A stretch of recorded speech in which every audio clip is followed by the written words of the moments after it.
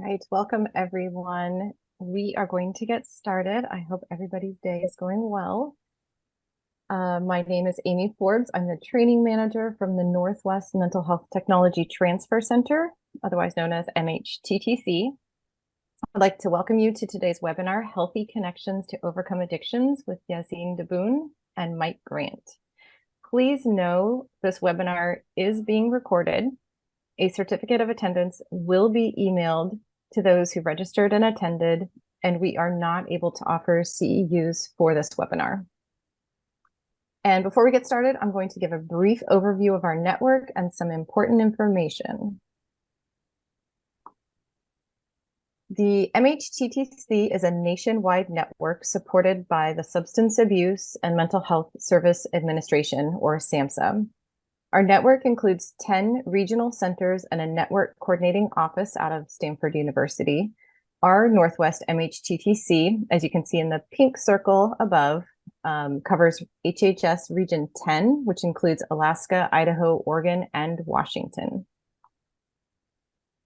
Our goals at the Northwest MHTTC are to support mental health, evidence-based practices, heighten awareness, knowledge, and skills of the behavioral health workforce, foster alliances, and address diversity of training needs, and to share free, publicly available training and technical assistance. Our areas of focus are in evidence-based practices for psychosis, which includes CBTP and assertive community treatment, or ACT. We also provide a variety of other topics that you can check out on our website. On our website, you can register for free webinars or learning communities, watch a recorded webinar, take a free online course with healthy knowledge, sign up for our weekly newsletter. You can review our resource library or listen to our podcast called Putting It Together. For today's webinar, we will send a link to the recording, the slides, as well as your certificate of attendance within a couple of weeks after today's event. So for communicating during this event, please use the chat box to reach our staff if you need any assistance, or if you would like to share respectful comments, greetings, and observations with everyone in attendance. Please do use the Q&A box to type your questions for our presenters. You can do that at any point throughout this presentation, and we encourage you to do that at any point throughout the presentation. We will be monitoring the Q&A box to facilitate it answering as many questions as possible at the end of the presentation. And also at the end of today's event, we will send out a link to our survey. Please know your feedback is very important to our work and the content that we do provide. We are required by SAMHSA to conduct this survey, yet they do not have an official position on our content. And I just want to share a couple upcoming webinars that we have. On Monday, July 15th, we will have a presentation on age-friendly healthcare, Mentation's 3Ds. And then on July 18th, we will be hosting the fourth and final session of our sexual health series in coordination with the AETC. And again, you can register for both of those and more on our website. And so I am very happy to welcome and introduce you all to our presenters today, Yassine Diboun and Mike Grant. And I will stop sharing and let them take it away. Thank you.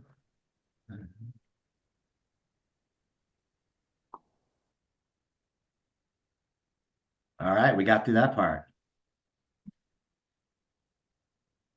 All right, Yassine, you want to lead us off? All right. Yes, excellent. Hello, everybody, and welcome to this webinar called Healthy Connections to Overcome Addictions. So my name is Yassine Diboun. I'm really grateful to be a facilitator here for this webinar. Thank you for asking me to do so. And it's very coincidental, I guess, and timely that I'll lead off by saying that I am a person in long-term recovery myself. In fact, tomorrow, Friday, July 12th is a special day because it is my sober anniversary, and it's a big one. It's 20 years, one day at a time. And so, yeah, 20 years. I can't believe it. 2 decades, long time. And the reason why I lead off with that, and a lot of times you hear in recovery that sobriety has to be the most important thing in your life, because without that, you don't have any of these other things. And so I wanted to lead off by saying that before I tell you about all the other things I do, because I would not have any of these. I would not be where I'm at if I were not sober today. So I when I got sober in 2004, I didn't do it by myself. I did it with the support network of friends and family, and also professional help, which we're going to talk a little bit more about today. I went through a treatment program, inpatient, for 28 days, where I started learning about basically rewiring my brain and the disease of alcoholism and drug addiction. And I was also introduced to Alcoholics Anonymous, which I'm going to get into more about that in a minute. But that's when I started really closing that chapter of the book and opening another chapter and rebuilding my life. And one thing led to another, and I started getting into more physical activity. And I always was into sports growing up, but I never loved just running. But as I got sober, I was still smoking cigarettes quite a bit, and I tried to stop smoking cigarettes. And I knew that I needed to substitute something for that urge to smoke, and something cardio based. So that's when I started running. One thing led to another. I realized that I uncovered, I guess, a special talent, and I became a sponsored athlete and started competing at a pretty high level. And I've been doing so. I continue to do so since about 2006. So I live in Portland, Oregon. I'm sponsored by Columbia Sportswear, and since being sober, I gone back to school. I finished my degree in health studies, physical activity and exercise, and which really fed into me starting my business, which is called Yassine Wolfpack. I'm the co-owner of Yassine Wolfpack, and we specialize in personal coaching, training.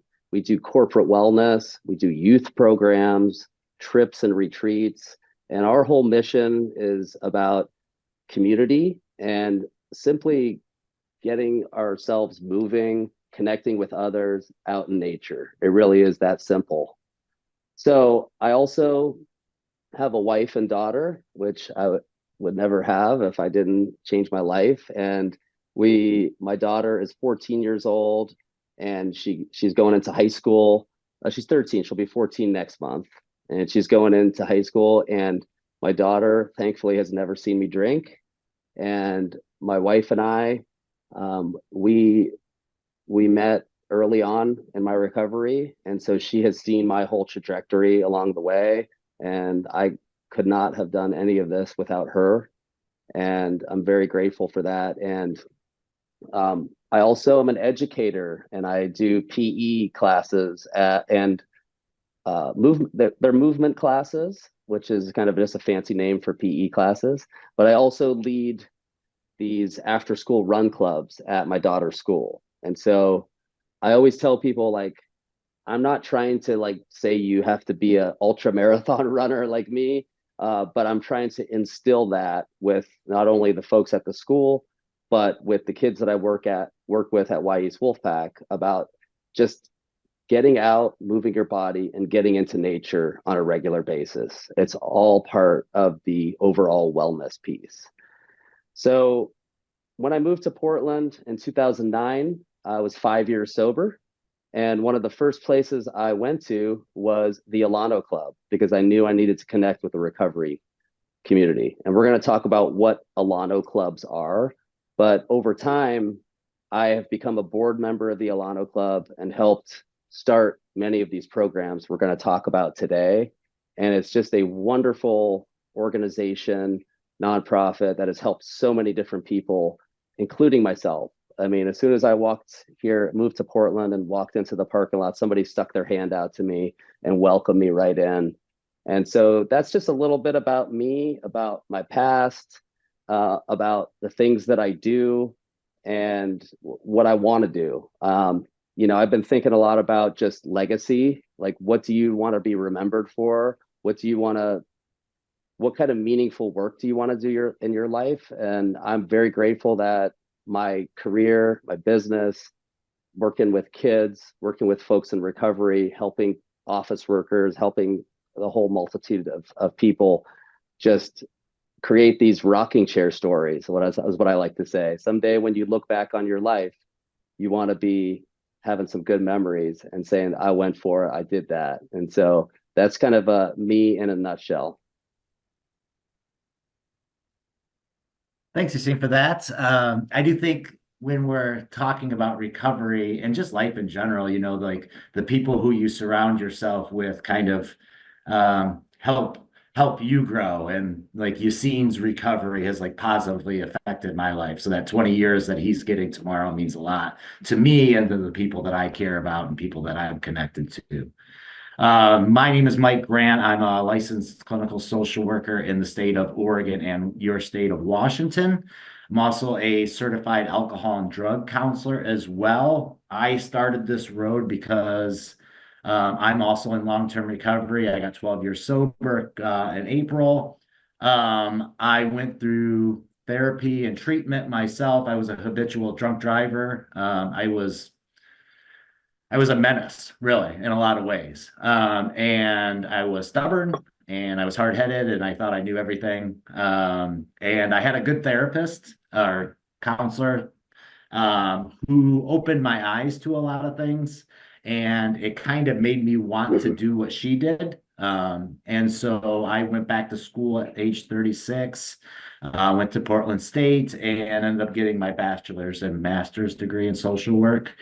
Um, I graduated in 2018. I've been working for Kaiser Permanente here in Portland. I'm a hospital-based therapist, so I see patients in hospital rooms.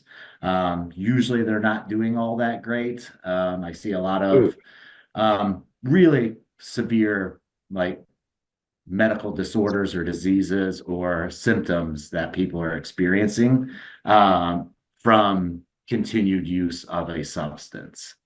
I also have a private practice where it's called Aid Station Performance Therapy and Coaching. I help athletes overcome like mental struggles that they may have that's impacting performance. I also do trauma therapy. I work with brain spotting and EMDR therapy. Me and Yassine kind of started this thing called Run TRG, which we'll talk about a little bit more. I got a big blended family. So many kids, so many kids, and I'm truly like blessed in that regard, and completely thankful. I got sober when my biological son was 4, and now he's 16, and the impact on his life and like where he's at because of some choices that I made and his mom made, you can see like the positive impact of like breaking a cycle of addiction. And so we kind of want to talk a little bit about like how the Alano Club is like helping with folks in similar situations. So some of you, I mean, I think we got like 160 people in the box here. Some of you are familiar with Alano Clubs. Some of you may have never heard the term before. Alano Clubs are basically just it can be a house, it can be a building, it can be a shed in some places where recovery meetings are held. And they usually have been around for years and years. And you may not have noticed one before, but you might have seen like a bunch of people outside smoking cigarettes outside of a building the same time every day. More than likely, that's an Alano Club. And so a lot of clubs will have like different kinds of meetings at different times of days to, you might have your early birders who like go to a 6:30, 6 a.m. meeting. You might have one at 9 p.m., 10 p.m. And a lot of clubs I'll go into the mission a little bit, but you got to kind of think of like it's a building and it's a structure, but it's also people and it's a lot of people. And it can be people like Yassine with his 20 years and mine with 12 years, but we also have a lot of people who have less than 24 hours, 1 day, 2 days, and they're just holding on. Like they're white knuckling it and they're in a meeting to like save their life. It's uncomfortable in so many ways. These, a strength-based perspective on folks in recovery is they're resilient, they're clever, they're smart, they can get through a lot. But when they walk into these rooms, they may be experiencing a host of things like poor emotional regulation skills, little distress tolerance. They're experiencing cravings and urges for substances. They have wreckage. I mean, we can go on and on about wreckage, what that looks like physically. They may be experiencing some sort of health problems or symptomology. They could have co-occurring mental health disorders. They may have arrested development and just like haven't learned to like socialize past the point of using. And so even sitting in that room and having a conversation about coffee with the person next to them is like, it's a panic, it's anxiety inducing. There could be like legal involvement, there could be justice involvement, there could be they could be mandated to have like slip signs. So there's a lot going on in that space with people who are learning to live a different life and a life without this relationship of substances. And so it's an interesting dynamic of people who have been able to do just for today, which is a mantra of AA, so many days in a row that they've been able to clean up some of those things, learn some of those skills. And so you have this like smorgasbord of different kinds of people on the spectrum of recovery in these spaces. And so the Alano mission is, it just wants to be a source of information for diseases of alcoholism and addiction. It's a meeting space. Recovery groups are there. Traditionally, it started off with like AA meetings and NA a little bit later down the road. Al-Anon, which is if you grow up in families of addiction, that meeting is for you. And those were kind of the big three that like started. There's been a little bit of a progressive state, and we'll talk about that a little bit more about different types of meetings and some that are in Alano Club spaces. It's a good place to like create social environments where people can begin to like, hey, let's have a barbecue, let's have a picnic, let's create something where we have a group of people who are going to go and do this thing without alcohol, without a substance. So it's a meeting spot and it's building a community. It's a contact point for people.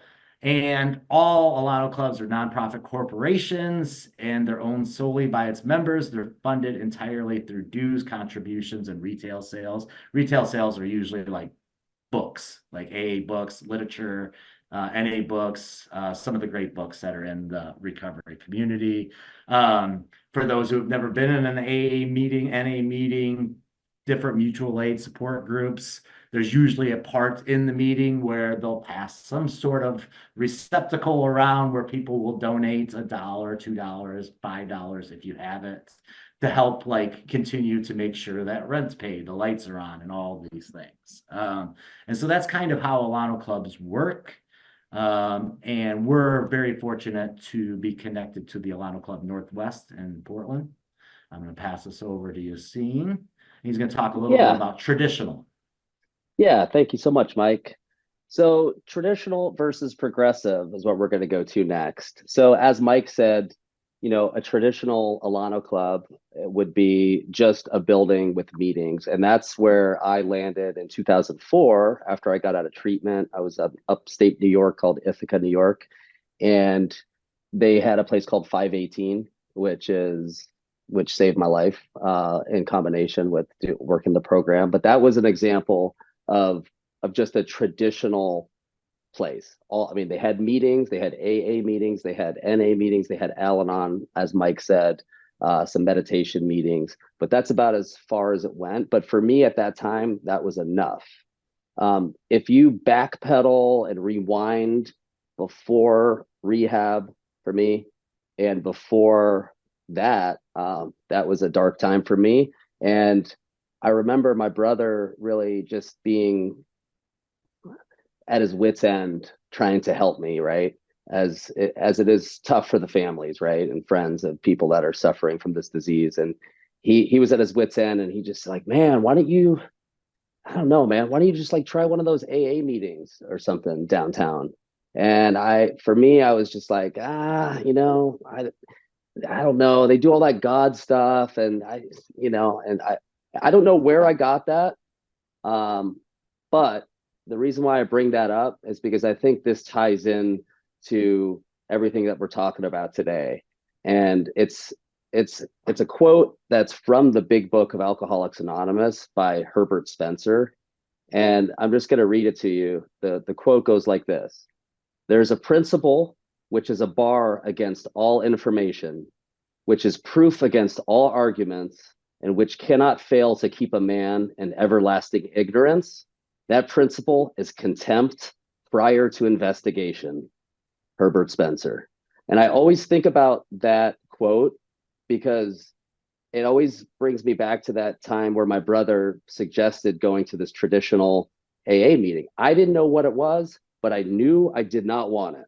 Okay. And so there are so many even things currently in my life that I have to remember that contempt prior to investigation. And I teach the kids this, maybe I'll, for example, I'll suggest this game we're going to play in PE class. And they're just like, no, we don't want to play that. I'm like, have you played this game before? No. How do you know you're not going to like it? My wife, I would ask me to go to some work function with her. My first reaction is, this is going to be boring. This is going to be painful. What happens? I end up having sometimes a better time than she does and connecting with all these different people.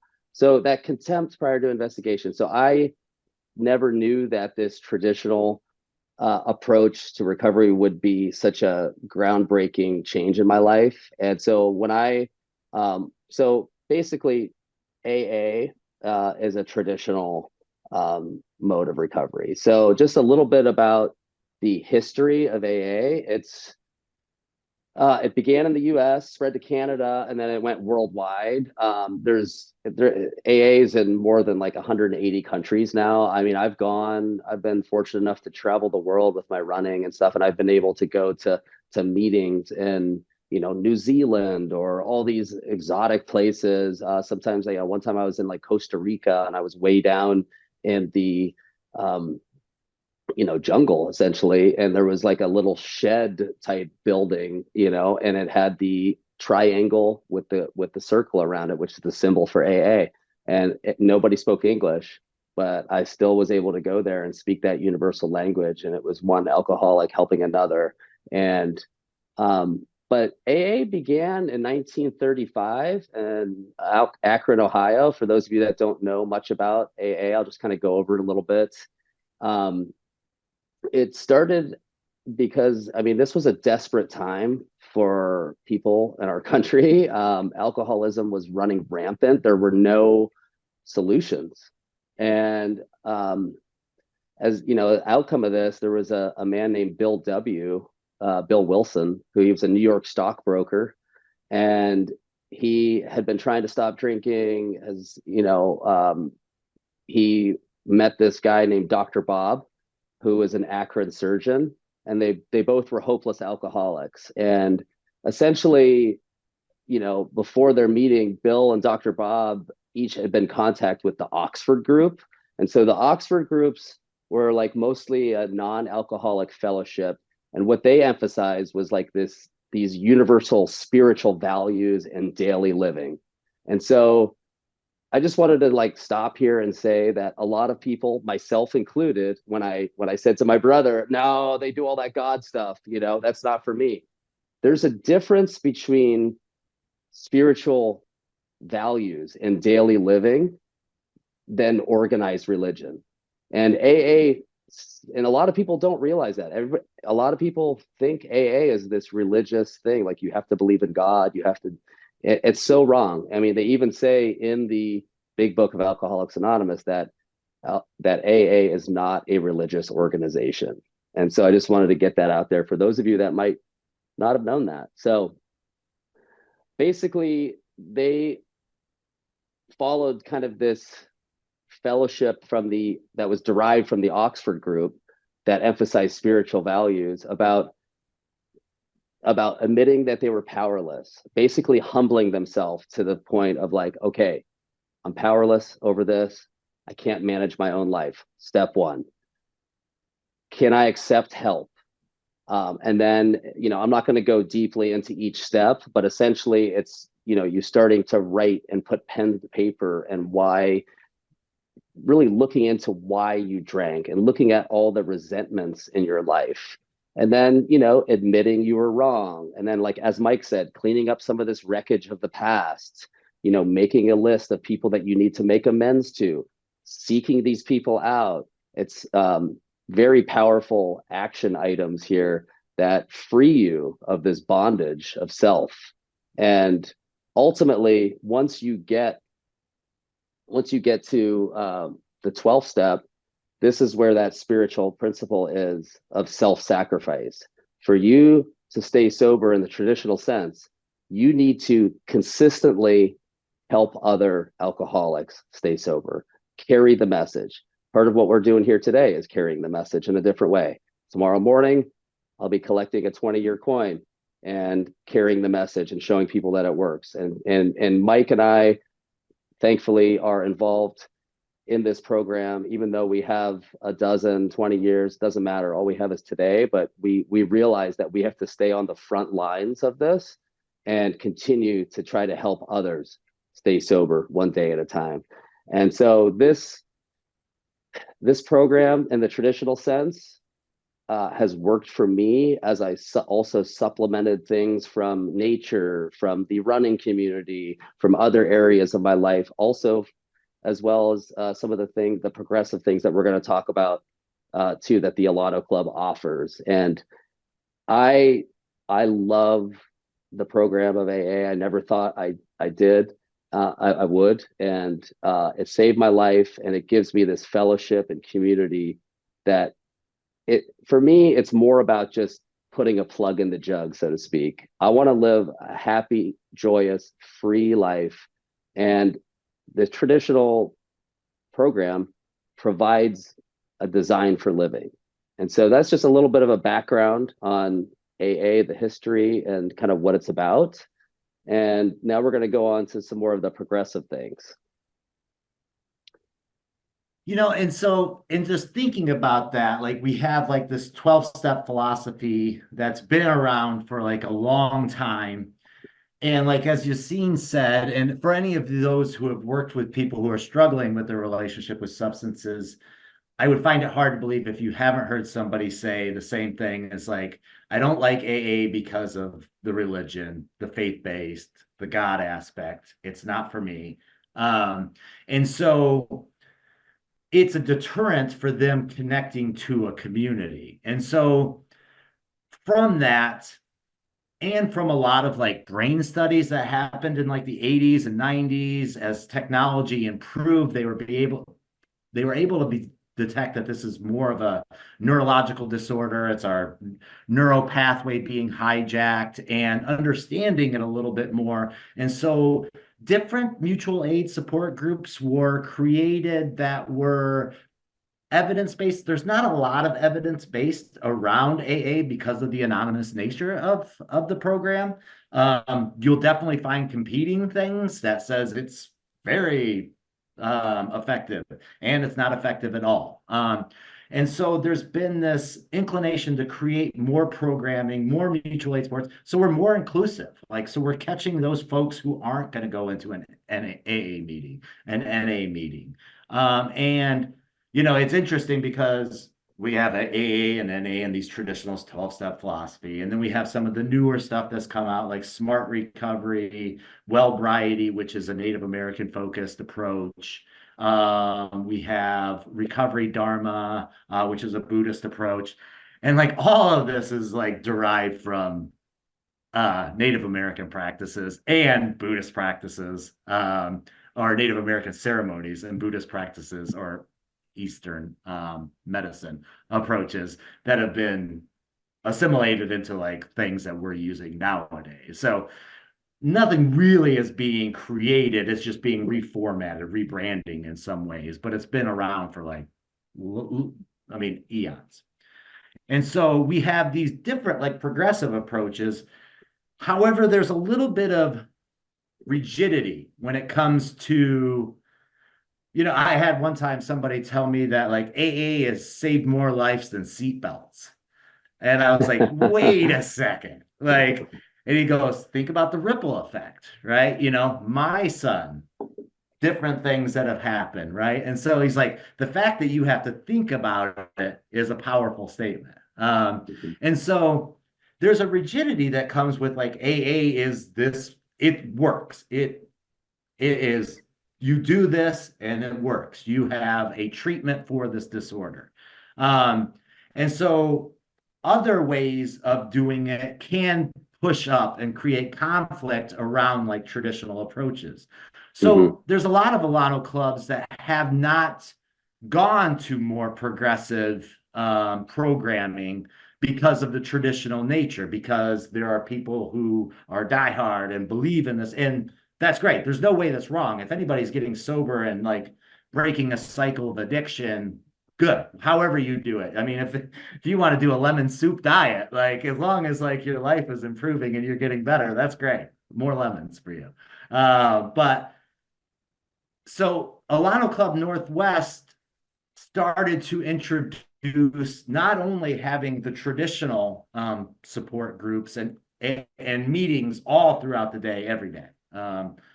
They began to have some progressive programming that was more evidence-based, that kind of pushed against some things and allowed them to hopefully intersect with a broader range of people struggling with this addiction. And it's kind of a cool thing to have seen happen. There's definitely been some pushback from people who have been in the Alano Club for many years around like, how come funding is going to this when it can be going to this? So it's just an interesting discourse around progressive approach towards treatment or mutual aid support. And so was I going to do this one or were you doing this one, Yassine? I think I was just going to talk about the recovery toolkit real quick, and as well as artists in recovery. Okay. So the Alano Club has created this pioneering approach to recovery, like Mike was saying, that bolsters the traditional sense of the word in the recovery. So I guess this is called the Recovery Toolkit series. So increasingly, research suggests that instead of just a one-size-fits-all approach to recovery, individuals are more likely to achieve and maintain long-term sobriety when they have access to this more robust set of assets, or like a specialized toolkit, if you will, for navigating stressors and which could lead to relapse. So, I mean, I often think about, my brother. He's a carpenter, and so he built his whole home, right? And I actually helped him a little bit. I'm not the most handy type of guy, but when I was visiting him, I would throw the tool belt on, and I would, and I think it's a great analogy too. It's like if you just had a hammer and that was basically about it, and then you're like, oh, I need this, I need that, and you have to go look for it, but if you have everything at your disposal, you have this toolbox, right? You have your tool belt on, you can use all these different assets to really bolster your recovery. So we're going to get a little bit into these progressive programmings that are offered here at the Alano Club here in Portland. So within the toolkit series, we have a program called Artists in Recovery. And so, one of the things I always talk about with people that I coach is, what is your narrative that you tell yourself all the time? For instance, a trail runner might say, I'm really good on the downhills, but I suck at climbing. And so what they do is they keep saying that to themselves and they believe that. And so the reason I bring that up is because I think art and music can be a lot of artists and musicians can often create this narrative about how they actually create better art or better music while they're under the influence. And so again, it's that contempt prior to investigation. Have you ever tried doing art sober? Have you ever tried doing music sober? And so like the artist in recovery, for example, it just highlights the intersection between recovery and those creative juices, right? And there's lots of workshops, classes. There's been these, excuse me, Grammy Award winners like Raphael Sadiq and Jason Isbell, who performed by who have come to Portland and shared and created these community events, and as well as some of the visual artists like Portland's own TK and Lana McNaughton have helped really connect the recovery community to these nationally renowned artists and helped foster the connection between recovery and creativity, and show that you can overcome, you can do these things, and it offers another outlet for folks to really express their creativity in a sober and supportive way. All right, the next slide. Which is pretty cool, because there's also like this identification and this pride of these like people who are known like throughout the nation and the world, like that they're in recovery and they're proud of it, and it's not this like source of like secrecy, and like it's just so cool that they're open and willing to share all that information about themselves. I think that we were talking about the Recovery Toolkit series here, and you were talking about that a little bit, but I wanted to go back to this slide and just talk about some of the things that this series includes. So at the Alano Club Northwest, they'll have these meetings, and we'll list off all the meetings a little bit later, but some of the meetings that we discussed, but they'll also have some meetings or curriculum around mindful-based stress reduction, relapse prevention, and self-compassion. These are all evidence-based. I believe mindfulness-based stress reduction was created by John Kabat-Zinn. And so if you think about, like, once again, those folks who are walking into our rooms, how have they been managing stress for the last year, 5 years, 10 years, 20 years, right? They've been using substances as a coping mechanism. And so allowing them to get like an 8-week course around stress reduction exercises and practices can allow them to get through the really high risk time period of early recovery. And so that ability to check in with yourself and feel your feelings, get embodiment. So many of us, I mean, really, addiction in a lot of ways is this disconnection from self and how we feel. It's the great disassociation. And so to be able to recognize where you're having stress and to be able to use coping skills and feel that alleviate can allow people to get one more day, to get through a court date that's highly stressful that they're freaking out about, or whatever that like upcoming stressor or acute stressor that they might be experiencing. It also teaches like relapse prevention skills, understanding cravings and urges, understanding post-acute withdrawal symptoms and how to manage those when they like pop up, and allowing yourself to build these things. Like when I was in early recovery, I got into running. I always liked running, but I got into running to cope with life.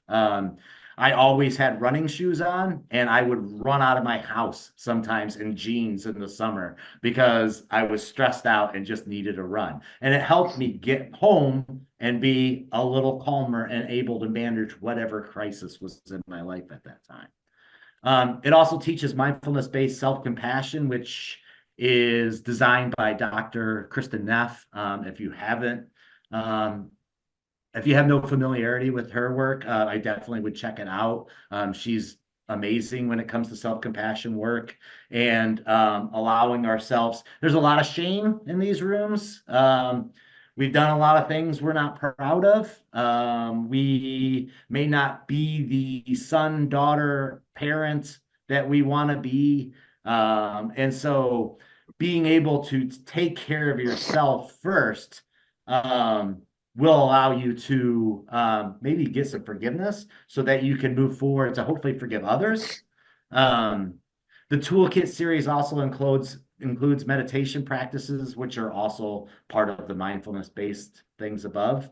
Exercise-based recovery. There's a couple different things that they offer that me and Yassine are directly connected with. There's a great book by God, what is his name? I think I wrote it down because I like notes. Dr. John Ratey, called Spark. He talks about the benefits of anaerobic exercise on age decline, ADHD, anxiety, depression, PTSD, addiction. It's an amazing book, and it really provides a lot of like data and research around how exercise allows us to develop coping skills to help manage the symptomology that we're experiencing, especially in like early recovery. As part of like what I do in my private practice, I teach a lot of like bilateral stimulation, which is tapping into or connecting both sides of the hemisphere of your brain. So doing this is bilateral stimulation that allows the hemispheres of your brain to communicate and problem solve while letting your amygdala calm down so you're not detecting fear all the time. I would be surprised if not most of you haven't had something on your mind that's a little stressful and went for a walk and were thinking about whatever that thing is. And when you got done with that walk, you felt a little bit better about it. You felt like you may have had a little bit of a solution around it. That's bilateral stimulation. That's your brain problem solving. That's therapy. You were engaged in therapy. However, it was just a walk. And so exercise-based recovery and like what we do with this is something that I strongly believe in, and I believe it's therapy. And I think the research shows that it's therapy for a lot of things. Another thing that they teach is recovery and nutrition. I've worked in community mental health. You get that 9 a.m. group in any community mental health group in the country, and you're going to have rock stars and monsters all the way around you. You're going to have a pastry. There's this whole like approach to like quit the substance, quit the smoking, and then quit the sugar, right? Like because we need that sugar. And so there's some cool like programming that's taught through the Alano Club to teach nutrition on a budget, which is cool. And then there's peer support, which we'll talk about a little bit more. All right, so I'm gonna go back here. I think Peer Connect was my slide as well. I think that like within like the chat and seeing like people pop up, it felt like a lot of you are doing some work in sort of a behavioral health field. So you probably know about peer support specialists and what they bring. Alano Club has introduced peer support specialists to their meeting space. And so people who go into there for like an AA meeting can use their technology, get connected to one of their peer support specialists who are on staff.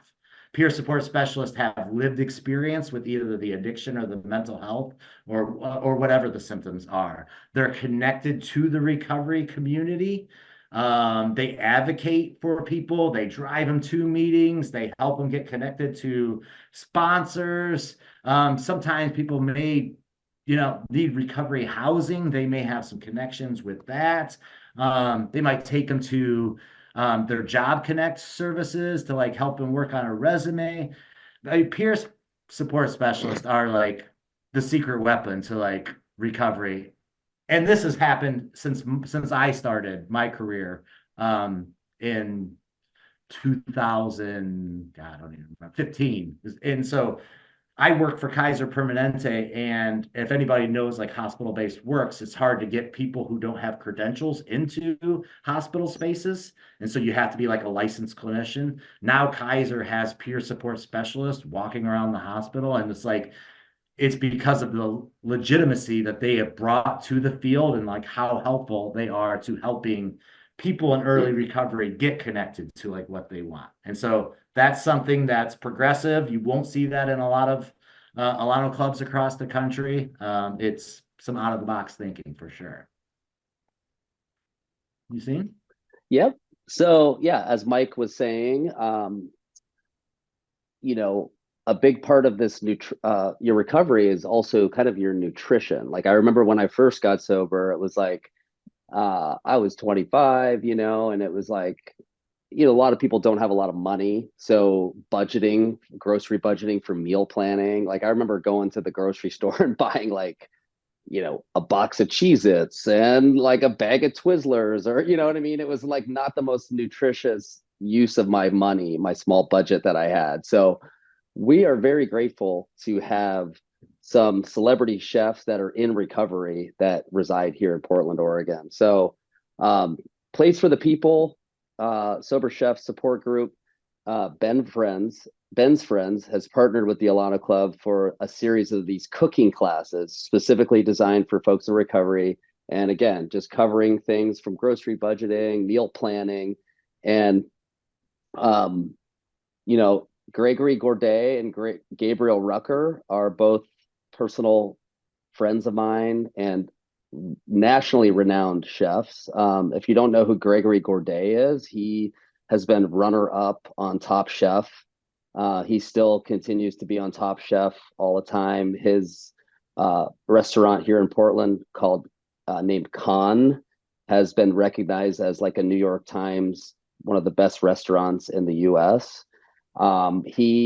There was just an article written about him and his story and his triumph in Outside Magazine so if you Google Gregory Gourdet Outside Magazine, there's an amazing article that was written. And my good friend Nick Triolo wrote that. And Gabriel Rucker, also an owner of Le Pigeon and Canard here in Portland. And they both are runners as well. And so I've got out on the trail with these guys. We talk about everything from life to career to just staying sober one day at a time, helping others through these plates for the people. Gina Helvey, I don't know her personally, but she's another renowned person here in this area. And it's just another tool for the toolkit. And this is just a supplemental thing because it's an opportunity to connect with these people that have transformed their lives and find creativity in the culinary world, but also offer more practical offerings, such as the grocery budgeting and meal planning. And I know, it all goes hand in hand. Like if you're having good nutrition, you're getting good rest, your brain is gonna work in a different way. And that's kind of how I was able to kind of unlock a lot of these talents, if you will. Is like, oh man, wow, I'm starting to like hydrate. I'm starting to eat well. I'm actually getting good sleep. I'm learning some of these life skills. Like all of a sudden, it's a compounding effect, right? And it's one of the building blocks. Mm-hmm. Nice. Some of you may have heard of Project Red. I got to move my little slider up just so I could do this. This was created by the Alano Club here in Portland, Alano Club Northwest. It's an overdose prevention and harm reduction program that is designed to like help provide access for life-saving medications like naloxone, which is Narcan. It also helps with testing strips, like fentanyl testing strips, as well as wound care. Working in hospitals, I see a lot of like patients who are there, and we got like our two guys, or two people, I should say. We have our stimulant user and we have our opiate user, right? And like they're their own people. Well, when you tell the opiate user that their UA tested positive for meth, They're like, what? I don't use that shit. That's kind of like how they talk to me and like the thing. And so I tell the meth user, hey, you tested positive for fentanyl. What? Same response, right? It's because of the mixing of this. Like fentanyl's so cheap, they're putting it in everything. And so it's creating a lot of the overdose situations and the statistics that we're seeing like nationwide. And so where are people using? Well, they're using on the streets, but then they're also using in bars. They're especially in Portland. We have like a high like restaurant, bar, strip club, places like festivals, places where people are partying. Substances are there. People are impaired. They're buying things that they're not exactly sure of it, and then overdose happens. And so this Project Red was created to provide access to places where there's high risk for people overdosing. And so the folks who are working with the Alano Club go to the restaurants, go to the bars, go to the strip clubs, go to the festivals or music things that happen in Oregon and Washington. They'll teach people about like how to use these medications. They provide like these wound care kits, which is another thing like working in the hospital is that it's not surprising that wounds aren't getting attended to. And so MRSA happens, sepsis happens, amputations happen, like some pretty like gnarly things are happening because there's not proper wound care happening. And it's really easy to get a wound with an infected IV. And so they distribute this, they educate people, and then they also respond in areas where there's been like an increase in overdose, and so they'll go to those places. One of the really cool things that have happened with this Project Red is that Seattle's own Pearl Jam in the last two tours have a Project Red station at each of their sites on their tour dates. And so they're educating people as they go. I'm a 1994 graduate. Pearl Jam is right in my wheelhouse. And if you had told me that this was happening, I mean, I think it speaks a lot to their character and like what they want to do and the fact that they're partnering with this project. Once again, like not a thing that everybody is able to do or can do. I think it also takes a lot of like progressive thinking and it takes a lot of like initiative around getting grants to be able to fund these things, to be able to do this. And so that's one of like the really important aspects about the Alano Club Northwest. And you can't be progressive without sitting down and writing grants. Like those two things don't align. Like you have to spend some time working on grants. And I believe that the same SAMHSA, who provides the grants for the webinar that we're on right now, also provides the grants for a lot of what Alano Club Northwest is doing. Mm-hmm. Mm-hmm.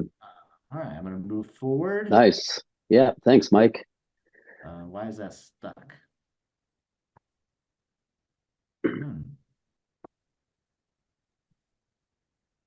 that's weird. I'm going to stop share for a second and then start again. Hey, Okay. there we are. Hey. All right.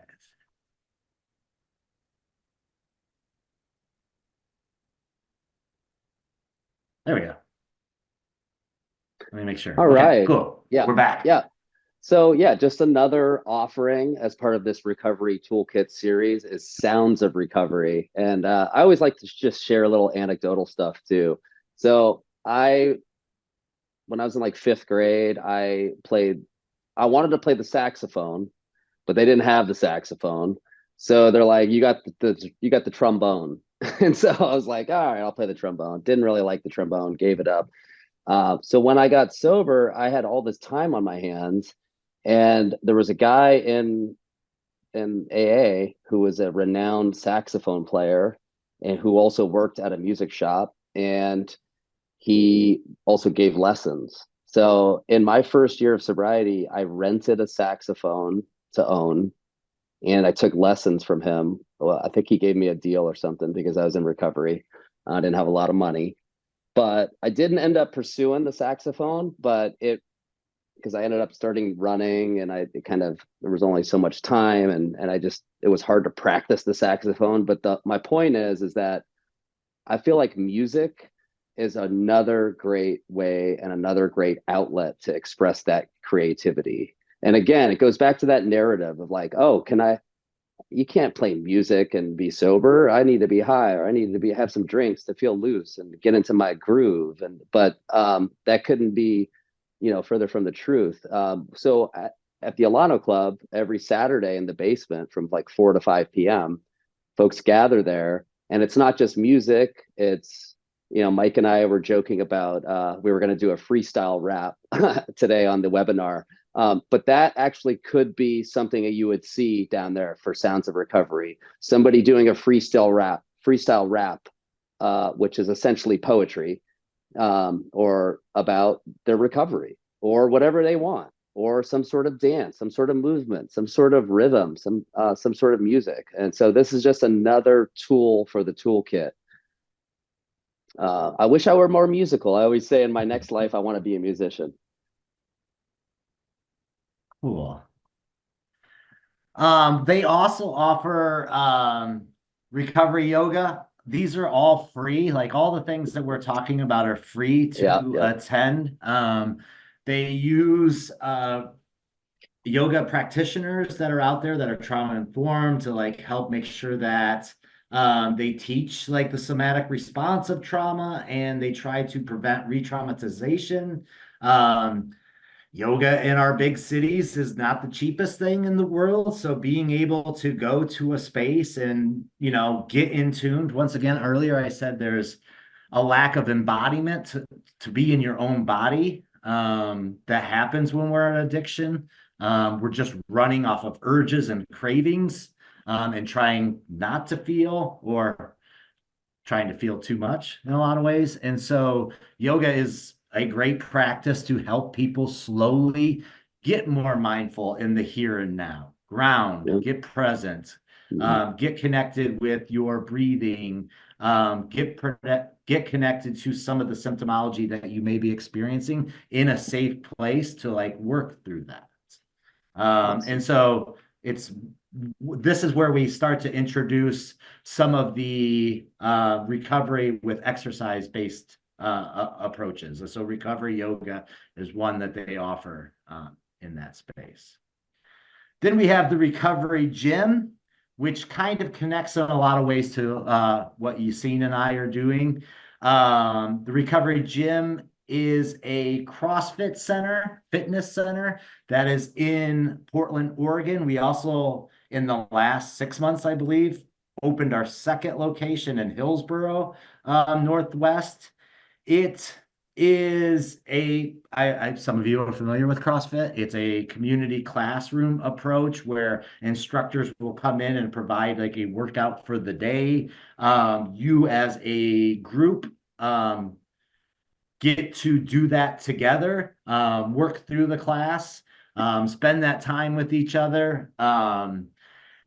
It's an interesting like approach to recovery. Like one of the reasons that I got into recovery, or that I've been successful in recovery, is because of running. And I was like, I want to sweat with people. Like I enjoy like a meeting space, but I also would love to like work out with people and run with people and get to like connect to people in recovery through that environment. And so one of the big reasons why we went this route. There's a lot of data showing like the community model of the gym and CrossFit is really helpful in like breaking the stigma of addiction. And so many of us identify with who we are in our addiction when we're in it. Like I'm the alcoholic, I'm the addict, I'm the deadbeat dad, I'm the piece of shit son. Some of this language that we use like internally as our thinking, we identify with that. I can't ever get anything going. I'd never be able to do that. We live by these narratives that we create in our mind that support us to continue to use. And so if we have like a brain disorder that wants us to keep using, we have narratives that support that keep us there. And so the recovery gym, we get to like start to like re-identify as somebody who I lift weights. I do CrossFit. I get to be something different in a space with like other people. It's also this like nice contrast to how you felt. We could talk to you for hours about how we felt right before we got sober. It's not a fun picture. Your hangovers are terrible. Like you just, it's not nice. And so when you start to like, and nobody's going to lift a weight for you. You have to do that on your own. You develop agency. You develop like self-efficacy that I can do this. I can go to this gym. I can be in this space and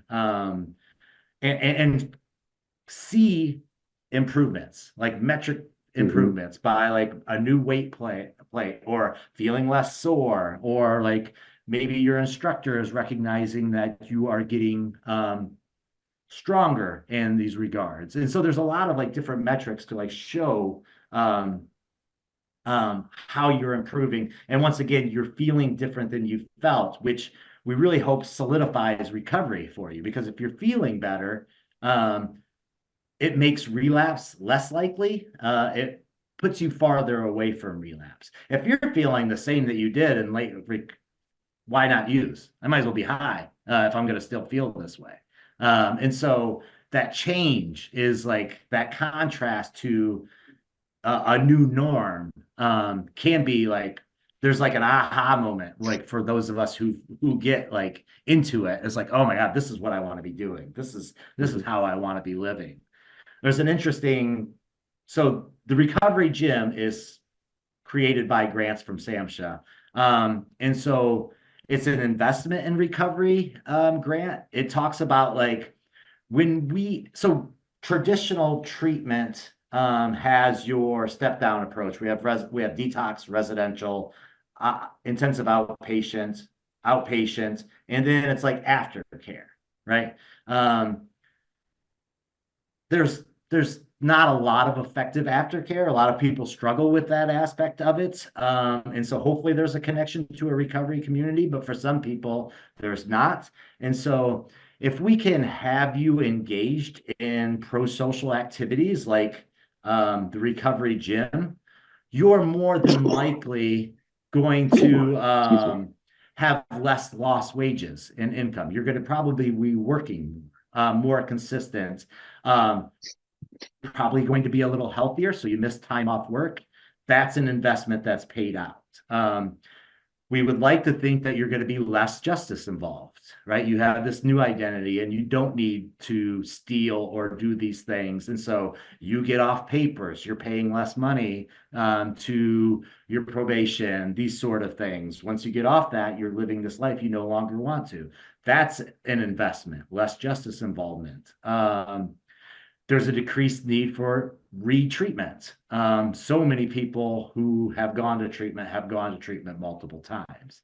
And so if we can get you connected to an aftercare program that you feel like you have a belonging in, that you identify with the people that you're in, that's going to decrease those costs of all of those things. I think I have some like data written down. There's talk about like, if you do decrease the cost of all of those, the cost savings per year for an individual in Portland would be $10,000 ballpark. It's like 10,700. If for all 250 people served, if 250 individuals are served at the recovery gym, the overall cost per year of savings would be $2.6 million. And so this investment into this programming can help our community. In Portland, we struggle in a lot of ways to take care of our community. Cost of living has increased. We have a big homeless population. So where could we better allocate that resources? And so it's an interesting approach that like we're going to lift barbells and we're going to do CrossFit classes, and that's going to help our city overall. And that doesn't even talk about the ripple effect of, once again, Yassine's life and who he's affected, and his kid's life and who that'll affect, and all of that as it goes down. And so part of that grant that was created, we wanted, they asked for a run club to be started. And that's where Yassine was tapped into it and Mhm. Run TRG was created. Yeah. Thanks, Mike. Well said. Yeah, so Brent Canode, who's the executive director of the Alano Club, he and I were just running together in Forest Park one day, and we just started talking about how the CrossFit gym has just been taken off and how great it is and how there's this sense of belonging and it's really picking up some momentum. And he's like, "You ever hear of the Boston Bulldogs?" And I was like, "Yeah, actually I have. It's a sober running group in Boston." And that kind of planted the seed. And it's just like, yeah, it'd be cool to start, it'd be cool to start a running club in recovery. And, we just kept kind of turning that Rubik's Cube, so to speak. And eventually, a big part of my philosophy is build it and they will come, right? And so we basically just put together this club that we wanted to, not everybody is really into CrossFit and lifting heavy things and being super intense like that. They're intense in other ways, but and like Mike said, he and I participate a lot in long distance running, and I feel like there are a lot of benefits and a lot of like metaphors and analogies in long distance and endurance running that really pertains to life and recovery. About We're going to get into that move through darkness. When you're going through rough times, you got to just keep on going and come out the other side. And so Run TRG, one of the things I love about it is that we say this is for anybody in or seeking recovery.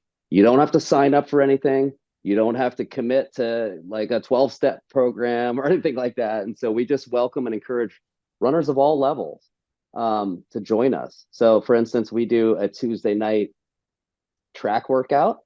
So it's at a track and a public track in near downtown Portland. And because it's on a track, it can accommodate many different levels. There's people that come and do kind of a walk run hybrid, connect with the group.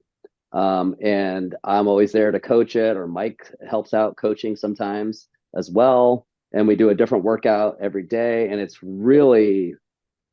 got a core following, and people celebrate anniversaries there. We have these fun traditions that we do, like this core workout at the end of every track workout to the tune of Baby Shark, which is quite a spectacle at the track. And it's just, it's people getting together, it's connecting with like-minded people that are just trying to keep their, substance addiction at bay one day at a time. And not only do we have track workouts on Tuesday nights, but we do a happy hour Friday night trail run at 6 p.m. One of my home groups early on in AA was called the Happy Hour Meeting. And I just thought, like, think about a Friday night, what you might have done in your prior life. If you can substitute something else into that time slot to get you through that squirrely time where you might be thinking like, oh, I've had a long week, I'm just going to go to the bar or whatever. Instead, you know what? I'm going to go to Forest Park instead and connect with the Run TRG group. And then also we have a Saturday morning run that we do. Those weekends can be dangerous times for folks. So Friday nights, Saturday mornings, it's a great way to connect with people. We go to races together. We've been able to help people out with race entries. Again, just another barrier for folks.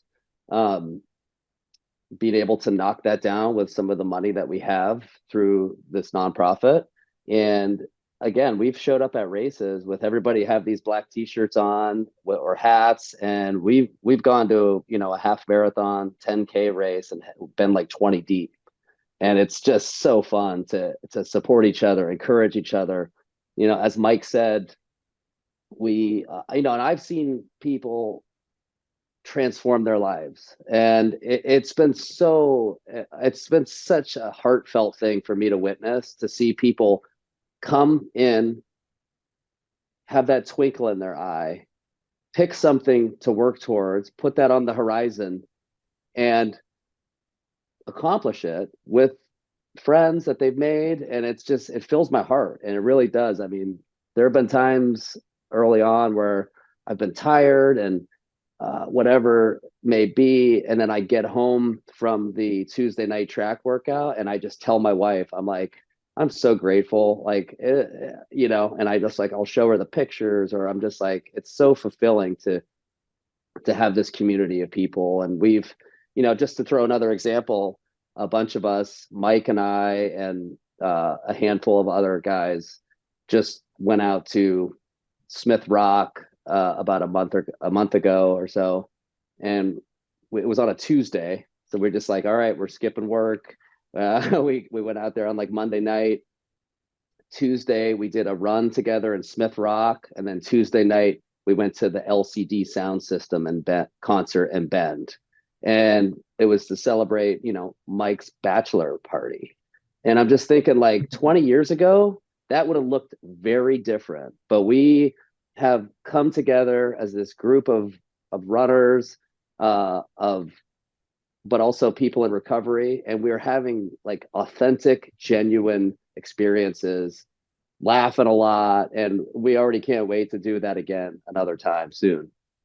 So another thing we all dealt with was 2020, right? That was a tough year. Everything got canceled, right? It changed our behaviors as humans in this world. It's we continued Run TRG, but at a certain point, like everything else, we stopped. We didn't do like online Zoom running, so unfortunately, I did offer like online fitness classes, and some of those folks from Run TRG would jump in. But unfortunately, one of the things that we deal with when working with folks that with substance addiction issues and mental health disorders is that relapse is sometimes an issue, as a reality, and sometimes suicide is as well. And so what really spurred on Move Through Darkness for me is that one of our Run TRG guys that I had a really strong connection with, I was going to start coaching him. He wanted to do his first trail race. I lost touch with him for like a week or two, and all of a sudden I got a text from somebody saying, like, did you hear about Tony? And I was like, oh no, what happened? And he took his own life. And that was when I went back to the Alano Club and to Brent and about Run TRG, and I said, we have to start Run TRG back up despite this global pandemic. We're outdoors. We have to weigh our options here, and we decided to safely convene outdoors at the track, and because literally people are dying of this, and so you have to kind of weigh the severity of it all. And so that also got me thinking about, I do a lot of really long distance stuff. In fact, I'm about to do a 100-mile race on the 19th of this month. It's called Cascade Crest 100. It's up near Seattle. It's near Snoqualmie Pass area. It'll be my 17th 100-miler. It's kind of crazy and intense, but again, it's hard to articulate, but there's something about doing these 100-mile mountain races where you're in this different state of consciousness, and you have to find a way to push through these overwhelmingly dark times.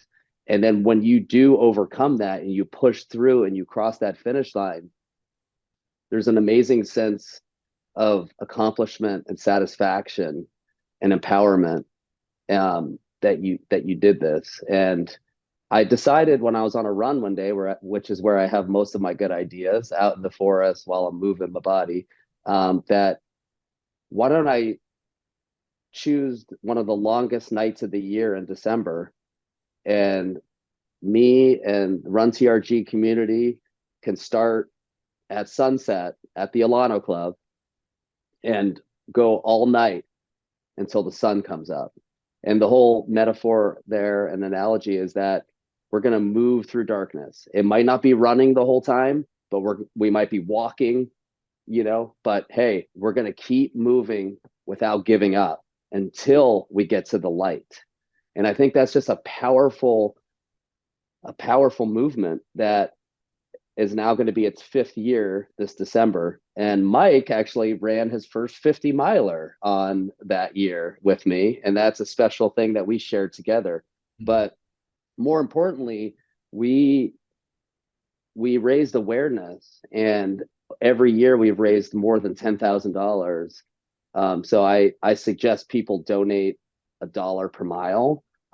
They can donate less or more if they wish, but for example, if I start my GPS watch at sunset on that Saturday night in December, and then I stop it on Sunday morning at sunrise, and I run 64 miles, you donate $64. And so that money is then allocated to a lot of these recovery toolkit series. And so what I've found, and this is just one of the many fundraiser things that we do. So there's end of the year fundraisers. Obviously, it's a nonprofit, so there's grant writing, there's fundraising, there's things like Move Through Darkness. The CrossFit gym does stuff as well. And the way I look at all of this stuff is that, and I've seen it happen with several people, is that these recovery toolkit series offerings can sometimes be a conduit for maybe more traditional type of recovery. So if it was just traditional, it's just like, I don't know. But, I found that people started coming to these runs and they're like, oh, so you go to AA meetings too? And then they just start thinking like, oh, well, you kind of have something that I want. So maybe I'll start doing something like what you're doing. And it's not for everybody, but again, it's another tool for the toolkit. And so this has been extremely rewarding. People come out in the middle of the night. This past year was the toughest one. It was Mike's laughing a little bit because it was a atmospheric river the entire time. And I'm talking, I always joke in Portland, oh, it's just drizzle rain. Nope. It was driving rain from sunset to sunrise. And there are times where, you're like, you start getting like apathetic and feeling sorry for yourself. Like, why am I doing this? But then you have to reflect on like, you chose this purposely on one of the longest nights of the year, on one of the most inclement weather seasons of the year, to purposely feel that darkness, that struggle, that challenge, and for you to keep moving through that one step at a time, 1 minute at a time, 1 hour at a time until that sun comes up. And there's a lot of power in that. I mean, people have come out on their bicycles and joined. People have come out for different sections throughout the night. They'll go home and sleep a little bit, come back out. I've been surprised by people who have set up like aid stations for me in the middle of the night. And it just like makes me want to start crying, right? I like come around the corner and there's a table set up with like hot cocoa and like donuts and all kinds of snacks, right? So anyway, that's a bit about Move Through Darkness. We're running a little bit out of time, so I wanted to pass it off to Mike, and then we wanted to open it up for Q&A as well. So these are some of the meetings that are offered, mutual aid support groups. We have Smart Recovery. We have the AA and NA, Smart Recovery, Recovery Dharma, Al-Anon, CODA, which is Codependency Anonymous, Dual Diagnosis, which means a substance use disorder and a mental health disorder at the same time, which essentially everybody has. Gamblers Anonymous, Wellbriety, which is Native American approach. It's Red Road to Wellbriety. And then there's a Sex and Love Addicts Anonymous. So we try to be, and a lot of these will have like, there'll be AA meetings for the LGBTQ community. So there's like a lot of inclusivity for folks in that. And so I'm going to share this last slide. And I'm going to go over this in like 1 minute. So this is the ASAM sixth dimension. So anytime anybody goes to treatment for a substance use disorder, somebody has to do a clinical assessment, and they assess these 6 dimensions. Do they need withdrawal management? Have they needed it in the past? How are they doing physically? How is their mental health? What's their using history look like? What is their recovery environment? And like, how motivated are they? What are their values that can help them sustain recovery? Some people may be strong in some of these areas, but then be struggling in the other areas here.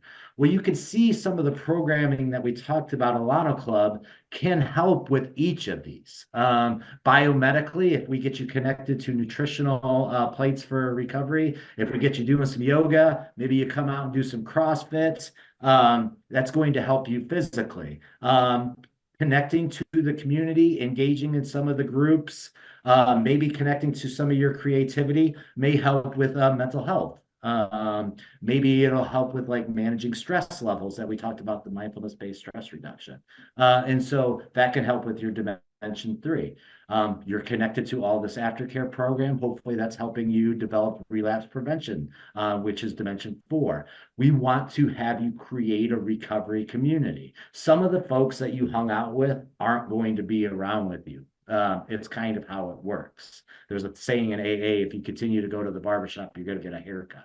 You need to create a little bit of a different environment. And so this can be an area that Alano Club helps with a lot. And then it can also help with your motivation. It can help with identifying your values and start living a life accordingly. And so for folks who are going to treatment for these substance use disorders, this aftercare program or during care program can help with all the same dimensions that you're engaged in treatment. And so that's like the progressive nature of this, and helping all of these different areas aligns with treatment, which I think is like pretty great. Questions and hopefully answers. So I'm going to stop the share now. Hello, thank you both so much. Such an inspiration. Thank you, thank you. We do have some questions. Let me scroll back up, sorry, to the top.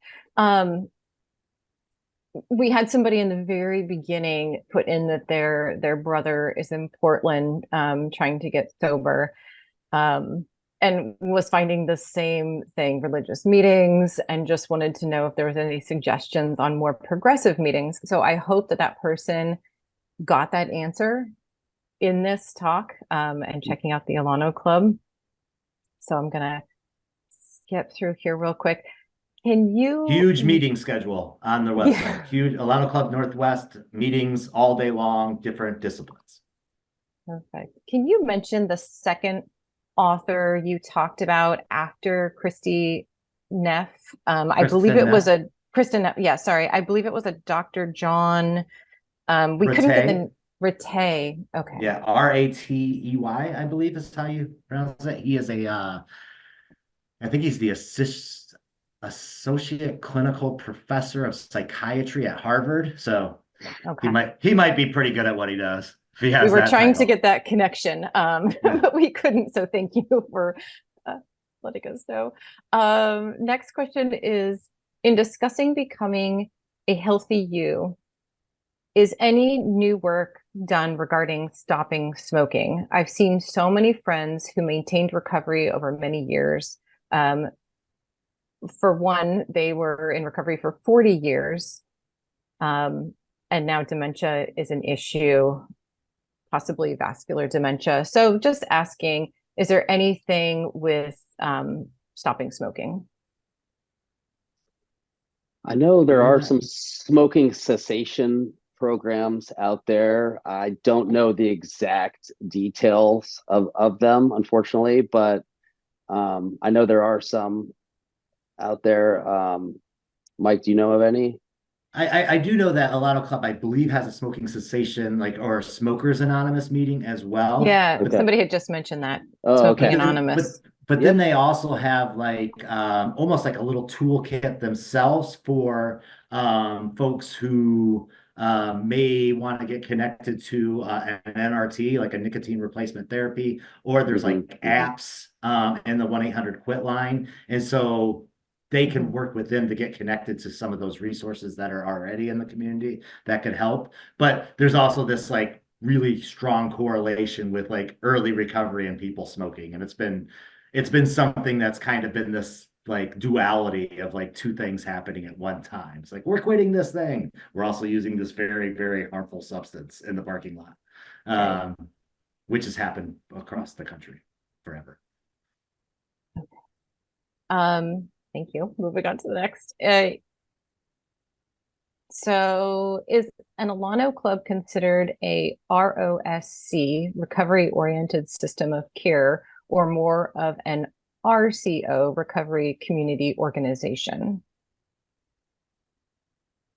I would say RCO if I had to choose that. Yep.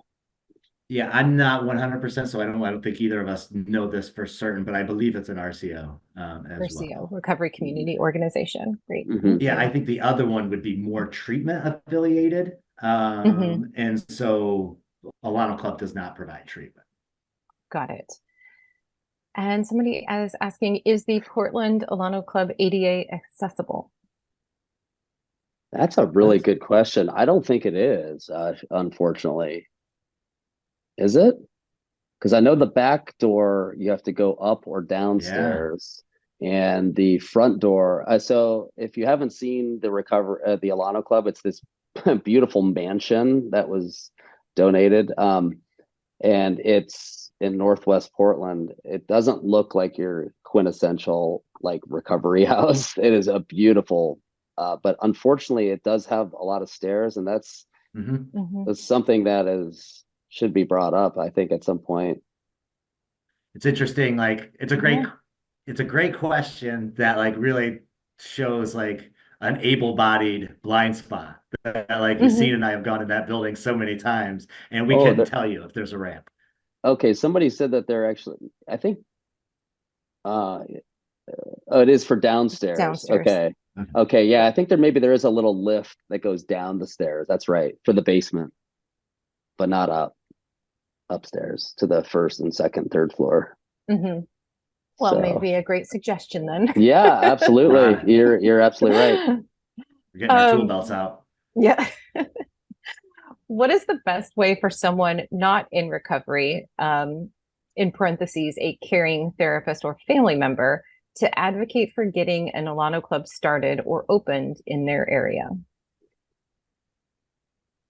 That's a good question. I think finding a space that you could be able to afford with donations, fees, that sort of thing. Like you got to be able to like pay the bills with all of that. I think if you go to Alano Club's websites, they do give some guidance on like how to start centers.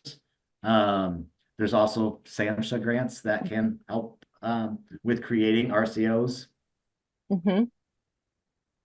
That was it's funny that question came up. I was also thinking about that when you were discussing Project Red. I was like, oh my gosh, what a fantastic program, and what they do and how they meet people, where they are and where things are going on. And can you clarify, is that in the Oregon area, Portland area, Project Red, or is that nationwide? I believe that they're working on making it nationwide. Like really, they're addressing the crisis that we have in our town because the folks who are doing the work are in town and they're making sure that it's distributed. I think some of the nationwide approaches to like teaching things are through like the Pearl Jam initiative and things of that approach. But I believe like the goal is like a harm reduction model that expands across the country. That's great. So I have one more question. I might need clarification on what they're saying, but what are your views on MAT for recovery from substances and as an addition to holistic and community-based treatments? I'm a firm believer in harm reduction models. I believe that if you have a medical disorder like diabetes, you should take a medicine that can help you treat the disease that you have. If you have an opiate use disorder, which is a medical diagnosis, and you can get a medication that allows you to manage the withdrawal symptoms so you don't relapse and so that it doesn't cause greater harm to yourself, your community, and your family. I think it's almost like but there's a like belief system around that's using a substance. So you're just creating a different substance, but you're using a less harmful substance that allows you to connect to your values, your life, who you want to be. There's also MAT for alcohol, Camprol, naltrexone. Helps you like eliminate cravings. It alters the response that you get from alcohol. If you can use these things and it helps you manage this thing so you can get back to your life and better your family and better your neighbors, all for it. I would agree. I think it's a step in a positive direction if you can like taper down in that regard. Like a lot of people have a hard time with like cold turkey, you know? So if you think about the scaffolding process of scaffolding down in a more systematic way, I think it could be very effective. Great. We are at our time. I want to thank All right. Yassine and Mike so much for being here. Thank you all for being here and taking time out of your busy days. We Thank you all. appreciate you. Thank you. Thank Nice you all chatting with so you. much. Really, really appreciate it.